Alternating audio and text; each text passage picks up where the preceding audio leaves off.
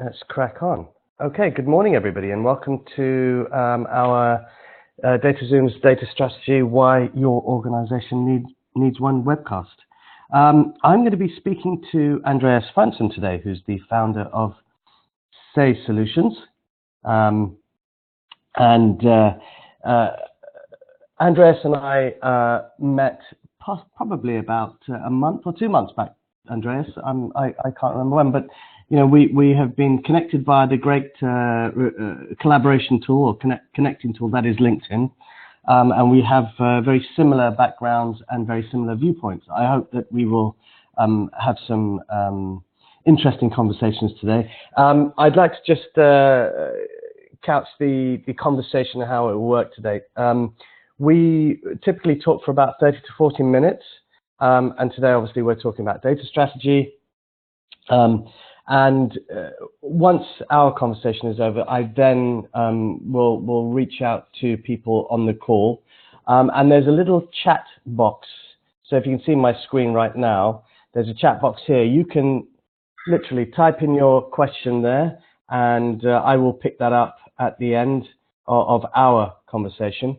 And then I'll hand it out to the people who are asking questions, and then we'll discuss those questions as we go along, and roughly for about 20 minutes. So that's always a good way of getting more stimulus and conversation from the people who are attending.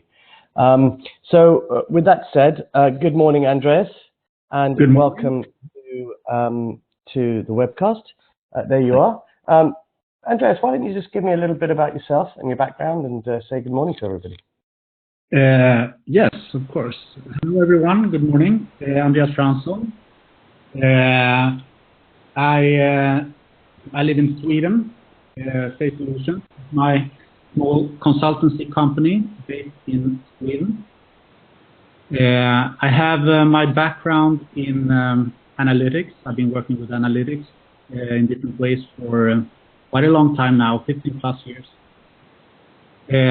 Started out as head of analytics, and later quite soon after that, I started my consultancy business. First as a business intelligence manager for a gambling company. Then I've been working a lot, very much with digital analytics in different forms, business intelligence, and as it says here as well, the last few years I've been focusing more on change management and data strategy. So change management in this case meaning changing organizations to work more data driven.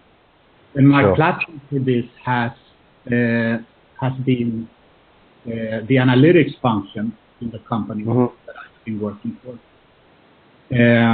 So the good thing about that is that the analytics function is in a way the heart of it all. That's where you leverage the value of data. But another aspect of it is that analytics is usually not C-level, it's mid-level in a company.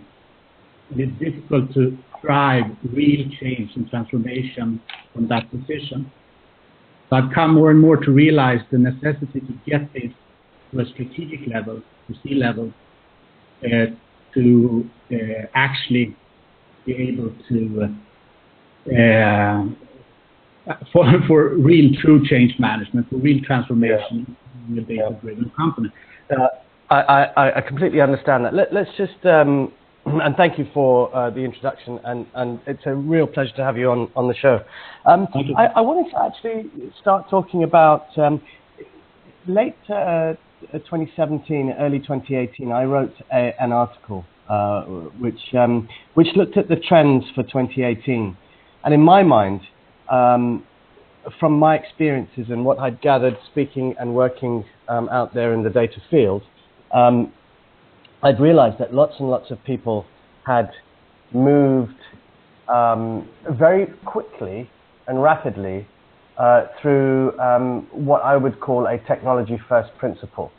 And essentially what that means is that without thinking about the pursuit of their data strategies, they actually decided to invest in technology as an enabler. And I through my work, what I've noticed in 2017 and 2018 is that now people are beginning to go back to the fundamentals, and it's the challenges around data itself. So people have decided, oh yes, chuck it all at technology, but technology is not going to solve the problem.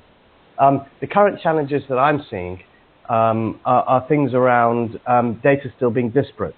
There are still reporting silos. Nobody has a real single source of the truth. There's lots of widespread data quality issues. There's no real investment in data governance. So there's a lot of different things. I wanted to put it to you. What's your experience around this, and where have you seen this fall down potentially with that technology first principle, and how have you helped your clients make a dent into this area? Well, first of all, I agree that it is mostly technology first. I think that has been pushed by, for example, big data. Suddenly we talk about big data, and then we need to have Hadoop and different kind of solutions. And then we have, again, big data, so we need to build a data lake or something. And these are initiatives that are run by IT within the companies. So it is the technical solutions, the technological solutions that are put in place. And then what you end up with is this data lake that no one can access. You don't know what's in it, how to use it. So definitely that has been the case. And then of course big investments, very little output, and I'm not surprised that companies are taking one step back to try to do this differently. Perhaps they've been burnt to some extent and are going to be more cautious going forward. Also, on a smaller scale, I mean, in any BI project, let's say some project that I have personal experience from, that the companies, again, technology first, they believe that the BI project is an IT project because you're building a data warehouse. So it's IT in charge of the whole project, and then it's over to even what kind of data that is put into this data warehouse and what tools you're going to use in the organization to access this data warehouse. And maybe, I mean, what happens in practice is that you come very far from self-service analytics, where people out in the organization have the tool that they can use and access data that they understand. Instead, you get something served to you, perhaps like some kind of limited dashboard or something. That is not, of course, not. So, and I think this whole realm of the industry and the market specifically telling us that we can do anything we want with a specific application has actually backfired in some way. I was speaking with a colleague yesterday about this, and if you look at certainly the number of projects that we've recently done with companies out there, most have been focused around data governance. So it's interesting now that people, and I think that's obviously the output from GDPR and so on. But I think it has become a realization that what's happened is that data has become so messed up within industries and within companies that actually to get anything of quality in terms of decision making and to actually pass off and become what you termed earlier on, being data driven, has become an enormous feat. So it's only like 4% of the companies across the world that are actually doing this. The Googles, it's the Amazons, the eBays. They are truly using data as a way to spur their business on. And I think a lot of companies are, I hasten to use the word hoodwinked, but have been led down that path. So I think in terms of where I've seen the shift is the obvious addition of the Chief Data Officer. And this has become somewhat of a priority for organizations. In some cases, many people are still trying to work out what they do with their CDOs and how much of a remit and where they report into. But the importance of the CDO has actually driven this agenda. But it's interesting to see that people like Gartner are now saying that 50% of CDOs are actually going to fail at their position. Yes, and for me, that's an interesting anecdote. Can I interrupt? Just yeah, sure. Yeah, absolutely. I was thinking that if you mentioned GDPR and how it's pushing data governance, and data governance, as we know, is so important. Without high quality data, you cannot perform, practically any analytics, and you don't get any business value out of it. So this is a very good thing, of course, that you get more focus on data governance. At the same time, it isn't a guarantee in any way that this is going to lead to actual value in the end. So in the first case we talked about, you have technology first, and now you have a focus on the data, but it's still just the data, and data is nothing in itself. It has to be leveraged, it has to be value added with analytics, and for a clear purpose out in the organization. It's a good step on the way. And then when it comes to, I believe, the CDO, that is a great development, still in its very early stages, right? But then it will be interesting what kind of profile these CDOs have, and how business-oriented they are, and how much tech background and they have, and how much focus there will be on. You can potentially get stuck in data governance as well. Of course you can. I think that's a big part of it. But let's come back to what we have termed data strategy. Now, in the way that we've talked about governance and talked about the issues and challenges that companies are still having, and I was speaking with a bank the other day who's having huge, massive issues with data integration and data quality, and aren't doing the things that we read about. People are doing amazing AI or machine learning projects. They can't even get to that point because it doesn't make sense to them. So essentially, everybody's going back to this thing called strategy. And for me, data strategy, I've been talking about data strategy and been harping on about it and writing articles for the last 4 or 5 years, and saying it's one of the most important aspects of getting of becoming a data organization within itself. I'm still struggling with the concept of data-driven culture, because I think we're all data-driven in certain ways, and I think organizations already have a culture that exists, and it is backed up in somewhat by points of decision-making that come from maybe very erroneous parts of the organization, but are filtered into some sense through either bias or whatever. You have a good point about data-driven organization culture. Maybe that is just a way to try to make it more than what it is, like it's taking over the whole culture. Yes, I think we're... but data strategy in itself, and I think a lot of people still fundamentally ask, what is a data strategy?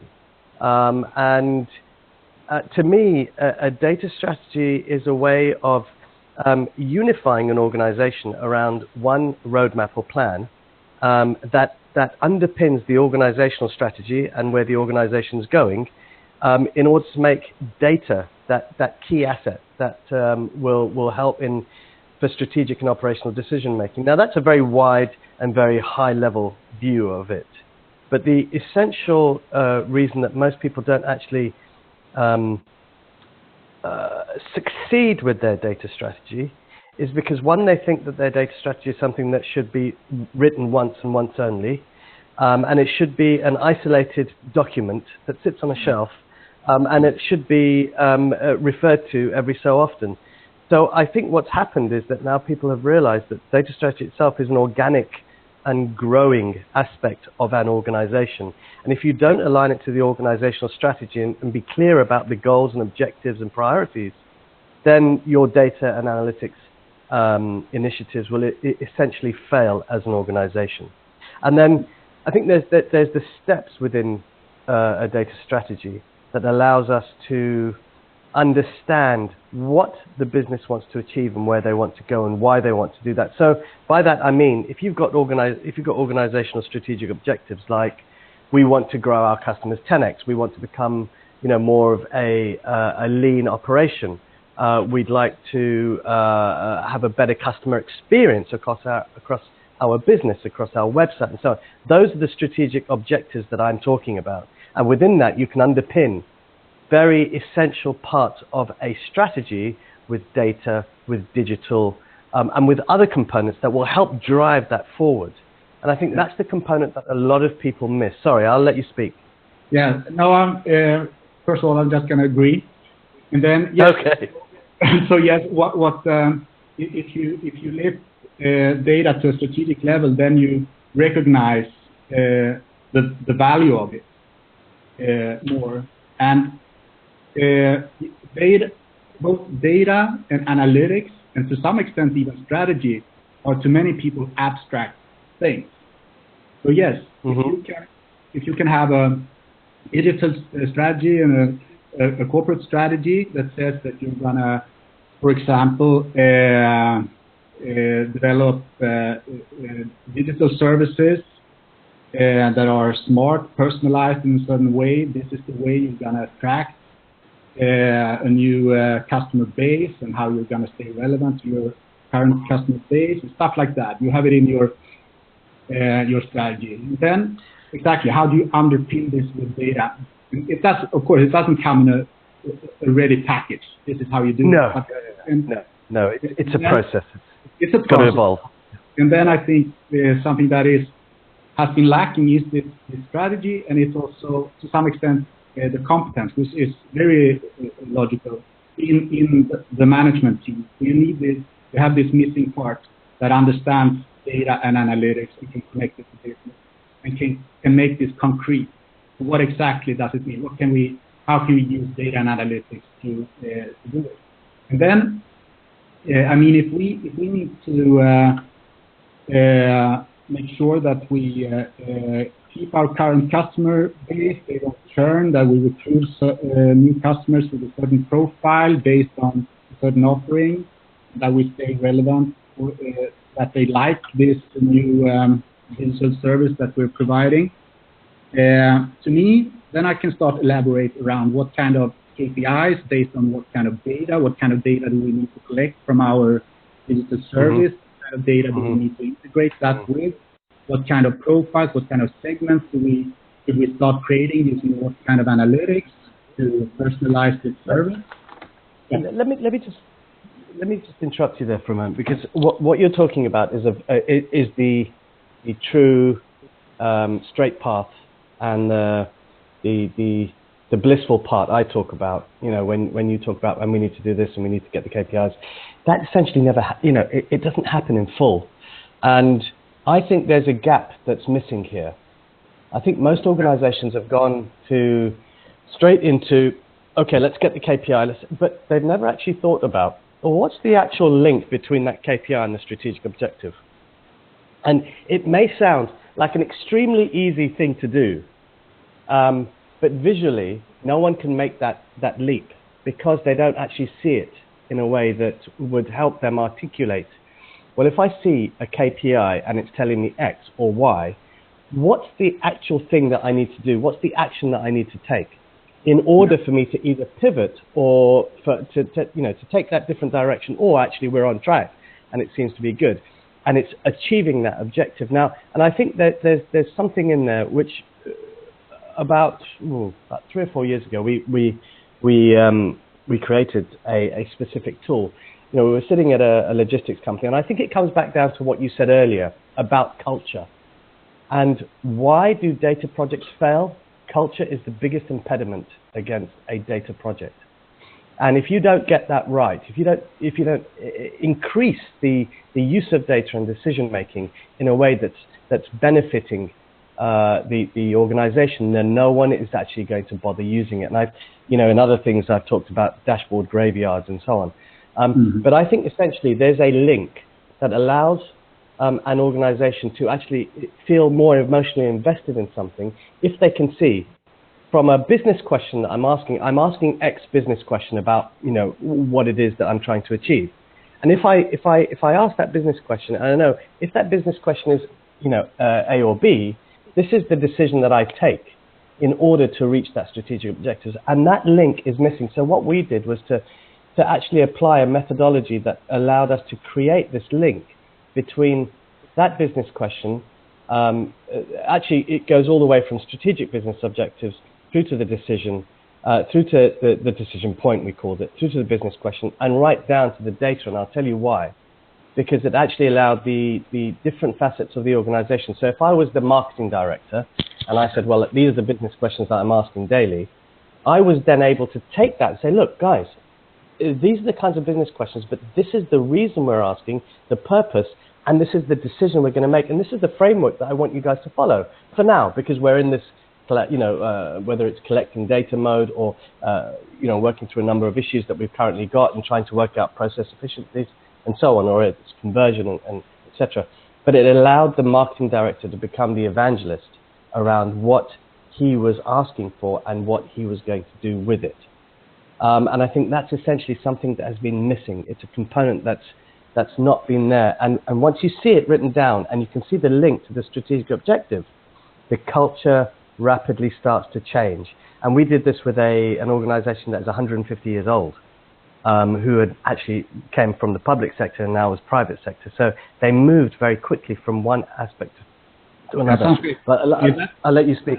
Yeah. I'm not surprised that it can be done even in a 150-year-old organization. I mean, for one thing, the people working in it, they've been there for a few years. Mm-hmm. And so, but of course, you have some things that are in the walls. But it's, yes, it's about connecting the dots. This is what leads to this, that leads to this, that leads to this. Then it makes sense, and then you visualize it, and you communicate, and your pedagogy. Oh, now the language barrier kicked in, but no problem. Let me. Yeah. For the people who are listening, and hopefully we'll get some good questions. What, in your opinion, what do you think makes or makes a good data strategy for an organization to be able to then flourish with data and use it as the asset that they'd like it to be, as one of the assets alongside the other assets they've got in the organization? What makes it, I think, what I think makes it useful is that it is concrete. So if you, and I think that's very much what you just talked about. And so if you give this space for data to have a strategy aligned with other strategies, then you have the space to dig deeper into it. And then you can make it concrete, what you mean, what data is. I mean, so this is what we're trying to achieve. This is what we're going to underpin this with this kind of decision support. And that is going to be based on this specific data. And this data, we need to perform analytics. So, sorry, just very short. We need to analyze it in certain ways to actually get this output that we need. And then we can be, you can be very specific about what data for what purpose. And then data becomes concrete. And that is, I think, the key. I think you're absolutely right there. I think it's a very important point, because a lot of companies, we're certainly going in and assessing their current data strategy. They've not prioritized it or put it into a tiered method that you've just spoken about. And I think it's extremely important, because the one thing that tends to happen is that companies will go away and start to use the data, but without actually realizing that sometimes that data isn't in the right order. It actually won't be available for a while. So I'll give you an example of that. One of the companies that we worked with very recently, we're trying to answer a number of questions, and we just said, well, hang on, where's the underlying data? Well, it should be in that system over there. That's, well, how do you know? Have you checked? Oh yeah, we've got an output from it. And given that they didn't have a huge data organization, they were using a business person to actually, generate the data, and they were actually asking one of the suppliers of that actual system to provide them with the data. Now, so there was a mismatch, and actually they didn't have the data available to them to answer those questions. So for me, it's very important to understand you are asking. That's why always starting with the business first and focusing on them is to say, what are the business questions that you're asking? And therefore, once we've got this list of business questions, you may have priorities, but actually now we've got to go and investigate where is the lineage from that business question down to the data. And if that data if it's possible to actually answer that question, and then we can make our own assumptions around the priority. You may have them now, but we'll come back and tell you exactly what that priority is. And that then leads to a better conversation. And I think it's what you said, it's more of the understanding around, and it's the aha moment that people have when they say, oh, I see it. So I can only answer these types of questions. Exactly.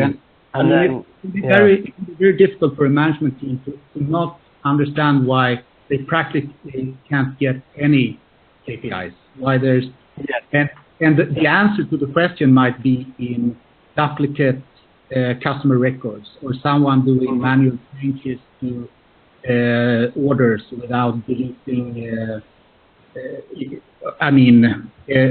Adding rows, making data that you can't aggregate. A very manual process.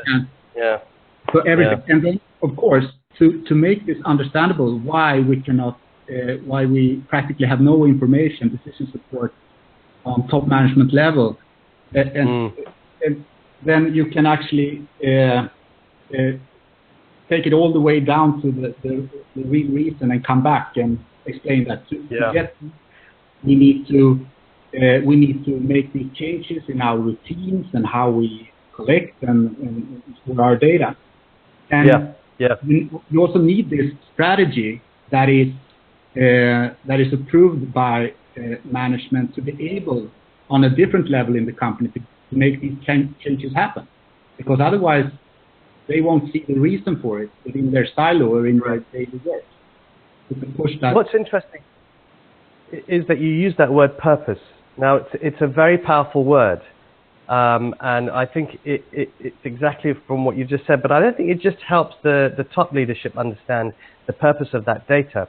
I think it fundamentally it shifts the view, because for a long, long time, developers, ETL guys, people who integrate and bring data together, haven't had a fuller realization of why they're doing it. Now, I know it sounds a bit strange, but whenever I've gone into an organization, it seems like these guys are developing dashboards or whatever they might be developing without really understanding what the business is going to do with it. So they're doing it in a vacuum, passing it over, and then it's almost.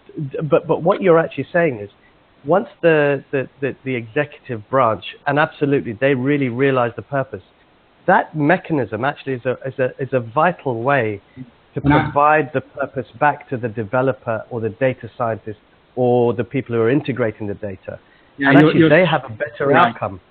And the management was more my example. And now I'm just thinking about one of my own examples about specifically the ETL process. You have one person responsible for that one, and then and that data goes into different aggregated KPIs, and then it turns out way later that many days this batch, this ETL, hasn't been run. So behind this aggregated number, you're missing a lot of data, which of course makes and that is exactly what you were talking about. I mean, you have to fully understand the purpose of what you're doing and how important it is, because this information is then going to a CEO and it's going even to a board, and these are vital KPIs for big decisions. I think you struck something there for me. I've recently been doing a number of having a number of discussions at board level. And I am still quite amazed at the board level how board members are still There are some people who are knowledgeable about data, but in large part they still remain very isolated. Data is not really brought up to that fore. And I don't know whether that's your experience at that C-suite and above. I mean, certainly at certain realms of the C-suite, I still see that. But at the board level, I think there's a gap. I think there's something missing there. That is my experience from what I've seen and experienced. And it's interesting because in the beginning I said that it's difficult to drive change from middle management positions. You have to be you have to be on top level. But it's also difficult to drive change for a CEO who is data and analytics literate to a board that isn't. Yeah. So it goes all the way. So it does, and I think. Sorry, go. Yeah. Carry on. Yeah. No. Here you go. So all I was going to say is I think it actually just maps back to that CDO then. Or, it may not be the CDO in an organization. Not every organization is going to have a chief data officer. Let's face it. They may not be big enough to do it. They may have a head of data, or they may have a head of data and analytics, or a head of BI. They may well be those people who are increasingly going to be the ones to have the responsibility. What I want to talk about quickly is the relationship between because you brought it up right at the beginning, between the CIO and perhaps the CDO, the head of data. Where do you fundamentally believe, and what do you think those parts of the organization should be doing to support the CDO or the head of data to enable the data strategy? What the CIO yes, or the head, yeah. I think that where we're at right now is that the CDO role is very, very political. I think that might be the CIO doesn't really want to let these CDOs in because it's definitely going to be someone with a lot of influence, and it's going to be someone who has a lot of opinions about IT. So that is one thing. And even if it makes perfect sense in theory and on paper that all organizations have a CDO, to me it definitely does. Call that person whatever you call that person. But this is something that might delay the process. It could delay the process for many years. And this also comes back to the rest of the management team, how data and analytics literate they are and how much understanding they have for the potential of data. I mean, real understanding, and how much they dare to challenge any CIO who opposes the CEO. So that is like the politics of the situation, I think. But I think you're right. Yeah, go on. No, but then the question was, if I understood correctly, that how the CIO is supposed to back up the CDO. Yeah. And as I see it, I mean, when it comes to data, what data, making sure you have this data correct, available, performing the analytics for its purposes in the organization. That is, the CDO role has that responsibility. So the most important thing in this is to actually understand and to respect these where the different responsibilities are. And in this, as I see it, when it comes to any data, implementing a data strategy, IT is more of a support function. That is, they are building the infrastructure needed to get the data, perform the analytics. But so the best way to support it, in a way, it's taking a step back and to make that 100%. Yeah, I think the politics of the situation is still being discussed, and I think the overriding issue of the chief data officer driving or the head of data or whatever that position might be is still driving the conversation around do they report directly into the CEO, which is from my humble opinion, which is where they should be doing and where they should be directed towards, and it actually stands to make data to put data at the forefront of the organization and to actually understand how it's going to help. Now, just going back to the data strategy, because this is an important aspect for me. One of the things that I've seen is this splinter within organizations of somebody writing a digital strategy, somebody writing a customer strategy, somebody writing a data strategy, somebody the organization's written an organizational strategy. I'm working with an organization right now, and it's an interesting one because I basically have said to them, even I've had the thinking previously, oh yes, we should have a data strategy document and blah, blah. I said, actually, it should all be part of the overriding organizational strategy document. Yeah. And it's a bit then, it's a lot more integrated then. And it actually feels like an organization rather than the siloed view of how people think. And it's an interesting one because now looking at it, I'm starting to get traction at the executive level for them. If I see it in one document, I can see how each of those things comes together, and I can actually see how my digital helps my customer relationship, how my, how all of the output from the digital systems is going to, create the data to do X, Y, and Z. So it actually becomes more of an enterprise-wide view as opposed to having 7 different documents around the organization and somebody actually trying to pin those together. It's just an observation. What are your thoughts on that? No, they are exactly the same. And I don't know if you said that, but I think all these different strategies, they have to be perfectly aligned. I mean, you cannot, how could you possibly have a digital strategy that is not perfectly aligned with any other organization, corporate strategy, or a customer strategy that it doesn't take into account everything that we're going to do digitally? But I see it all the time. I see that all the time. I see a deck that lies in one. That we humans in corporation, we go for silos all the time. We do silos all the time, and we even do it with our strategy. So, I mean, overall, if you take it on a really high level, you need to have a holistic approach to it. You have to look at the whole organization when it comes to. And then you have to see how things are connected and how they're gonna, work together. So yes, of course, if we add some new thing here, a data strategy, if we do that as a separate thing that is not directly related to a digital strategy or a corporate strategy, we're just gonna build another silo. It's not gonna. It's not. Going to end well. Yeah. I mean, and the aspect is, for me, what's important is once you actually see all of this, it comes back to something you mentioned earlier in the conversation.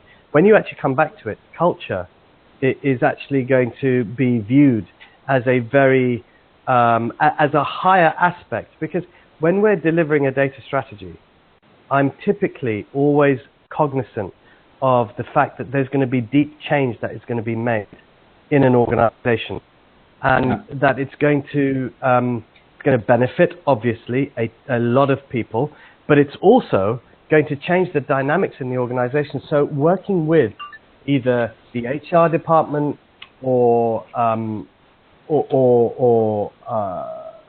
a change team is important to affect that cultural aspect from the data, because not getting it right, I mean, you think about culture, and you eat strategy for breakfast. That's the famous quote. So I think that's an important aspect. But you do a lot more work in cultural, in change. So what are your views on that? How do you set it up? What's the things that you do? What I do to change culture? Yeah, that is the main tool to change culture, as I see it, is to prove value, to prove actual results, and so value. The challenge is to achieve that. Then I come back to the need for management buy-in on a strategy to actually push the initiatives that proves the value. In some way, otherwise you end up in a catch-22. But at the same time, you can say just do it on a smaller scale. But the way to change any CMOs or anyone's opinion about the value of data, the necessity to think about data and use it and to adapt the routines that are to it, would be to prove the value. And you can do it to some extent in a verbal form, like presenting what it can be. But then you have to, many people are very visual. You need to prove it show it in a visual way. But this is the actual output. This is the actual dashboard you can get. These are the actual insights. Now you have for the sales manager prioritized leads that are most likely to buy your product. This is because we had this data, we performed this kind of analytics, and we were able to visualize it this way. Wouldn't it be great if we also could do this and this and this and this? From that point, I've just had a question. So the question is, what's the summary of why organizations need a data strategy? Simple from me. But you actually, I'll pass it over to you first as the guest. Why don't you tell me what's your summary as to why an organization needs a data strategy? Well, it is to connect data to business objectives. That you. Yep. You show. Yes. No. Carry on. So that would be because otherwise, the reason that data doesn't get the attention it needs, so it doesn't get the governance it needs, so the analytics function keeps existing as some kind of satellite that performs some kind of work, is that you haven't connected the data and the analytics and the output of that to the business objective. That would be the main thing. I think you're right. I think you're absolutely right. And I think to add to that, it's important now in this day and age. If you look at what's happened, and I look at the internet revolution, and I go back to the 90s, and I think to myself, there's been a lot of people who in the 90s, if they didn't have an internet strategy, would have failed and died as an organization. And if you look at the blockbusters, and if you look at the people like Kodak, and if you look at a number of other organizations like bookshops, Amazon, they didn't think about their internet strategy, and they didn't actually think about what they were going to do with the internet. They thought it was going to bypass them, and our industry will remain the same. So likewise, I think it's important right now for organizations to realize that having a data strategy is paramount to their existence as an organization going forward. Not the existence as they're not going to die. I'm sure they'll still remain, but to actually compete in a way that's going to allow them to provide different services, create different products to go to market, and to service a community or a bunch of customers that will effectively jump at any time over to their competitor because they're not getting the right level of quality or service. And this strategy, sorry. No, I was about to say, and I think a data strategy for an organization is an absolutely crucial aspect to transformation, in the sense that we're all going through everybody's talking about transformations and I always talk about shuns. But essentially, if you don't have that, it will be similar to those people who didn't have an internet strategy for, and that's my opinion, completely. Yeah. And I think sorry, go ahead. No, I was just going to say, I think that we've had some digital transformation. I think we can say we had it. And to me, the data strategy, the data transformation is the second phase of that. I think the data transformation is at the heart of digital, to be honest. I don't think that digital is let's look at it this way. If a bank digitizes themselves, are they really disrupting their business? They're not. I don't think they are. All they're doing is they're taking an existing process that works in 20 steps, and they're digitizing it to maybe put it on a phone, or on your smartphone, or making it more digitized so that somebody can perhaps fill a form in. But actually, is that disrupting is that looking at the funnel of process and saying, using data, I can see where this process falls down, and I can actually optimize that process to make it more efficient, save money, and provide a better customer experience over either a smartphone or the web. That's the key to transformation in terms of data. Digital is just an enabler. Again, I do find it, a lot of people talk about digital as being the be all and end all of these things, but I don't think it is. I could agree with that. And then I think you first go with the obvious things. I mean, presence on Facebook and developing the app and stuff like that, because it's, again, people are visual. It's more concrete. It's easier to grasp. But then, yes, I mean, in all these digital services, the ability to collect data and to actually use that data to what word am I looking for? To, let's say, personalize this service, it was really going to make it great. I think and I think without a strategy, companies will always falter, because without the actual data strategy itself, they won't really understand how to create the data in the way that they need it to support those things that they need to do. One, they won't be able to actually look under the covers and say, right, the quality of our data is terrible, so we need to start fixing that incrementally in order to make our priorities right. And then three, I think the other aspect of it is, do we have the right plumbing in place? Because once we've got the business's view of what they want to do, and then we can start to look at the quality of data. But actually, it's to see in order to affect those what the business wants to do we have the right layer? And you talked about a data lake at the beginning. Is the data lake the right way to go? Is it a cloud data store? Is it, so there's all these things that have to be thought about before the business starts to really realize they've got, they can start to implement those strategies. And also, there's a component of the data strategy which is about quick wins. We've always seen that a strategy is a long-term view of the organization, because it underpins what they want to do. But there's always a very short-term view of it as well, that you can start to affect and change the organization and show the value of data that is going to allow them to invest emotionally and obviously in dollars, but they're going to see what it can do for an organization very quickly. And an example would be if you were going to provide,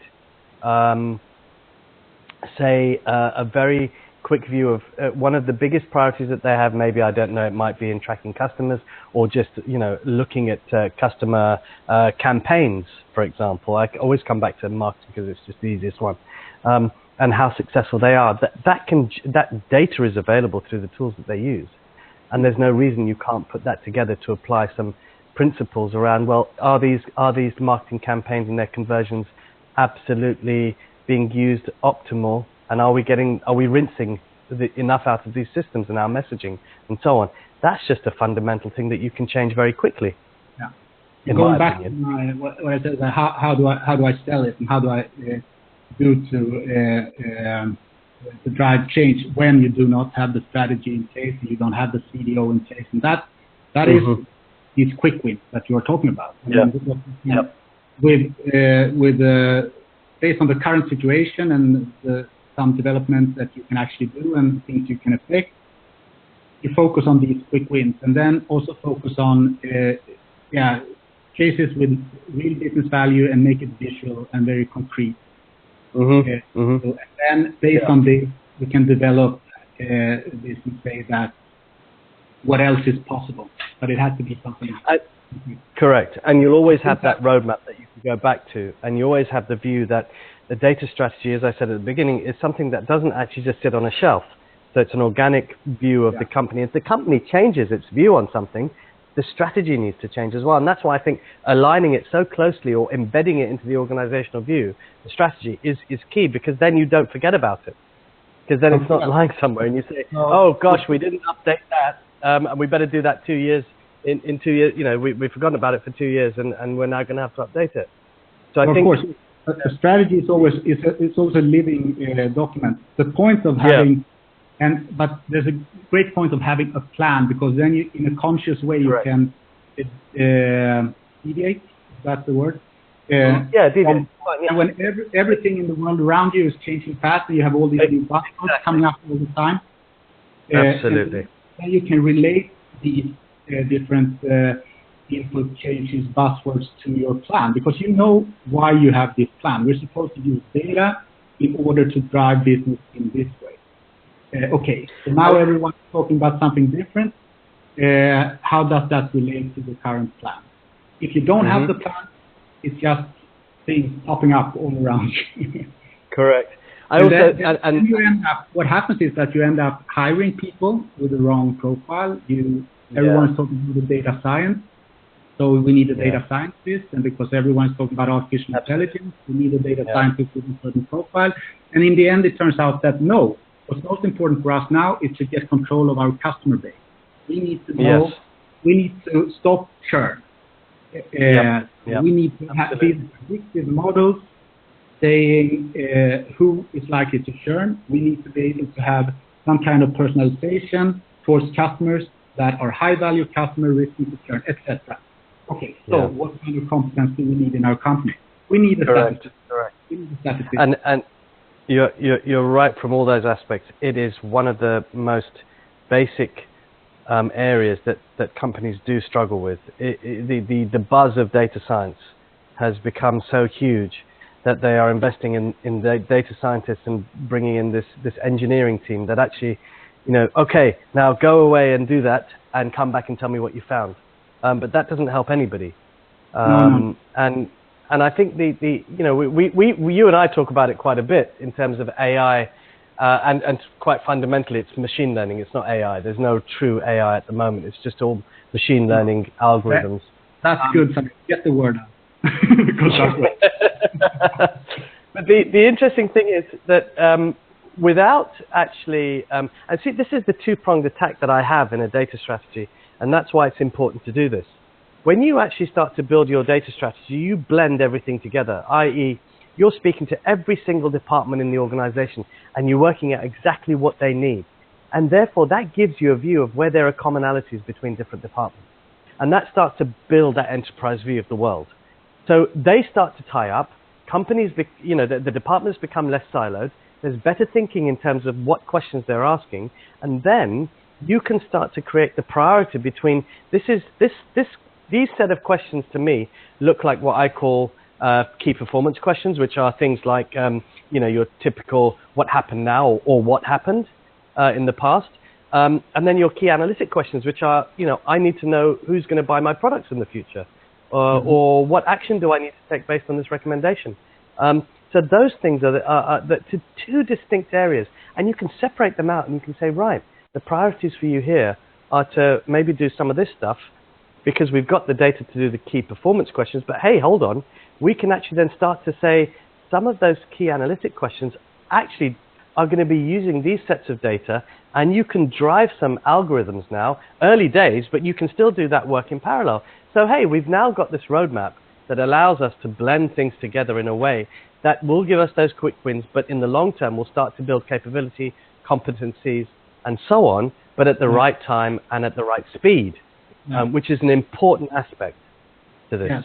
And then, exactly, and this roadmap, so one great win with it is the quick wins, that you can see what value you can get out short term, but then the long term, that you can actually see on a timeline that we're working towards this, and we're not going to wrap the effects of it immediately, but we're building towards it.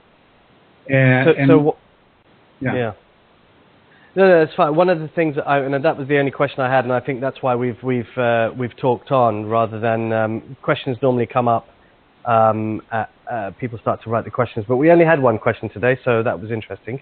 But I think if people are willing to ask some more questions, we'll be happy. We've got about 5 minutes left, so just to wrap up then. What are the things that you've seen that can get in the way of delivering a good data strategy? What pops up in my head is daily operations. Right. I mean, you need to take one step back, take your time, and decide that we're going to invest time in developing this data strategy. Unless you do, it's always going to be daily operations. It's like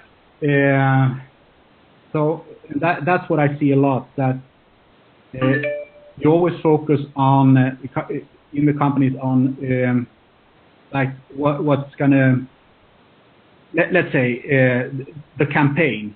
How are we gonna how is this campaign gonna be? How's the content gonna be? How you know, what's our angle this time? What's our offer, etc. And you have so much of this all the time at all levels in all departments of a company that you keep working with operations instead of strategy. And it's the same even at management level. So perhaps, I mean, IT strategy, the corporate strategy, that these are concepts that are established since way back, but since data strategy isn't, and you have so many day-to-day operational questions to deal with, you don't take the time. Sure. So we're coming to the top of the hour. Somebody just asked a question about frameworks. So are there any frameworks out there that can be used to develop data strategies? I think from my point of view, there are frameworks, but they're quite intensive. There's the Dharma framework, and then there's Mike 2.0. Those are the two frameworks that specifically people talk about. But I think it's relatively they're quite arduous in the way that their approaches are. I don't know whether you've got views on that. No, my answer would actually be that I develop my own. Yeah, same here. We do because that as well. I think this is, and also, I mean, everything is always very depending on where you come from. It has a huge effect on the outcome. Yes, correct. Yeah. So if there's an IT provider now providing a framework for data strategy, it's going to be in a certain way. Yes, so, of course. So I'm actually thinking that based on my experience, what I believe is important, what is the high level, and how you go down from there to become concrete and to get your actual roadmap and implementation plan, which is very detailed. I have my own thinking around it all. Yeah, I think we develop as data strategists. I think we develop our own because over the years we've worked with so many different aspects of frameworks and so on. But essentially, we learn, and our experience tells us over time that there are better ways of doing it, and therefore we come up with our own frameworks. One last thing on what can get in the way. I think there's a couple of things that I just want to go back to. One is not investing in the right data leadership, and we've talked about the CDO. I think the other thing that's interesting around culture is the aspect of communications. Now, communicating the actual data strategy is a very, very important point. If you don't communicate at the right levels and on a consistent and evangelistic basis, then the data strategy isn't going to go anywhere. So that's an important aspect of actually getting the right cultural aspect and change management activities in place in terms of communicating upward, downward, across the organization. And unfortunately, because of the immaturity of data strategy across organizations, the evangelism and the talking in ad nauseum about the data strategy is something that needs to be done. If it's not done enough, people will not realize what it's meant there for. And on that note, we're now at the top of the hour. So I'd like to thank you for spending your time with me this morning, Andreas. Thank you. I think you and I could have spoken all day about this, and we did have a couple of good questions, which was excellent. So thank you so much, and thank you to everybody out there. Just one last note: next week we will be resuming our Leadership, Wisdom, and Insight series, and I will have the head of data architecture and analytics from Plan International. Thank you once again, Andreas. Thank you so much. Take care. Bye. Bye-bye. You too. Bye.